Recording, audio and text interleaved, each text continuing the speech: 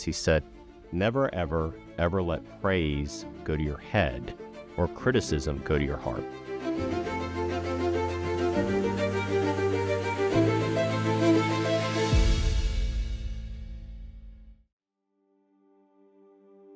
My first start was attending just a Leadership Institute training program as a college student. It was a 2 or 3 day seminars. It was started early in the morning, went late in the evening, and had homework. From that, I later got Morton invited me to be an intern. I didn't come from a family of financial means. There's no way I can intern in DC, nor most internships in DC are unpaid, and I simply was not in a financial position to live in Washington, DC for a couple months, not getting paid and paying rent. And the Leadership Institute opening doors for people that come from backgrounds like myself was able to both house and provide a stipend, and I was able to then financially do that. So I can't tell you how significant that is. And so many of the great writings and readings that we had to do as interns has still stood with me of why we believe that both free markets, free minds, and the greatness of human flourishing under our system of government.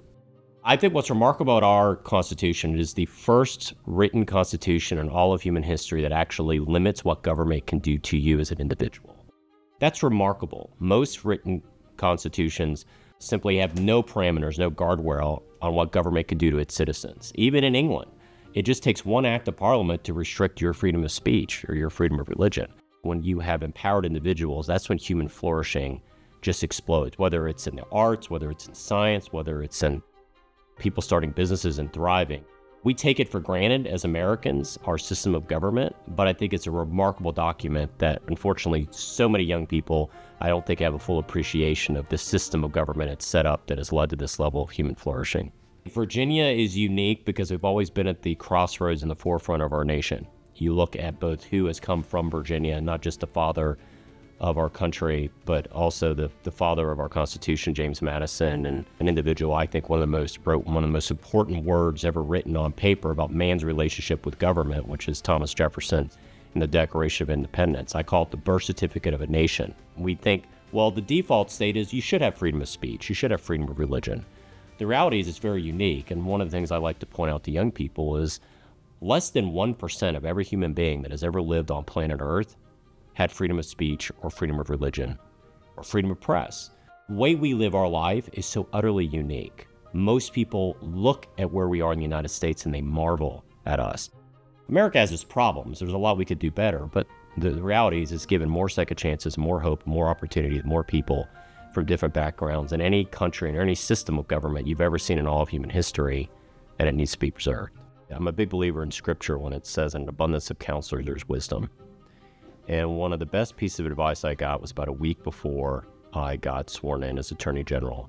Much higher elevated position, it comes with a lot more criticism. And he said this, he said, "Never, ever, ever let praise go to your head or criticism go to your heart." And I actually wrote that down on a piece of paper and keep that next to my desk in Richmond. At the end of the day, this is an incredibly important job. I know that it is, but both my faith and my family and my friends matter to me a lot more than any role I can ever have. And I'm blessed by my wife. She is both my best advisor and best friend. And there is nothing I'll ever achieve in the public arena that will ever compare to the joy I have of being a father. I would say that my public service is like a candle compared to a sun, but the joy I have of being a dad. It means you're able to then both follow your principles and really understand the anchor of where you are. I think it was Lewis that said the worst form of tyrannies are the tyrannies that are done for your, quote, own good. When you see what happens when a society and a government's built on a lie, how it corrodes everything, and the inability of basically speaking truth. And so I encourage every young person to have a great appreciation of the people that have come before. G.K. Chesterton noted that if you come up to a fence in the middle of the field, perhaps you should ask why it is there before you knock it down. It's really a phenomenon in North America and Western Europe. It's only a phenomenon you've seen in the last 4 or 5 decades. This is the first generation you've ever seen that does not revere the wisdom of those that have come before.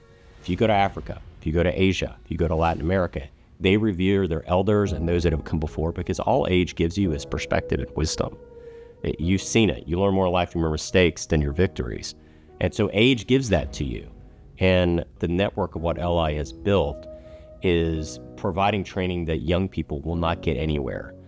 Both when I was an intern, the philosophical underpinnings of what I believe and why I believed it, but also the useful tools that I was able to bring back both on my campus and then as somebody in the public arena. What I learned at Leadership Institute still sticks with me. I would not be Attorney General. I would not be in the position I'm in if it wasn't for the skills and what I learned starting out as a Leadership Institute, at a seminar, and then as an intern. What you're doing in investing in the conservative movement and this next generation of leaders is you're helping to preserve that last best hope. I want to thank you.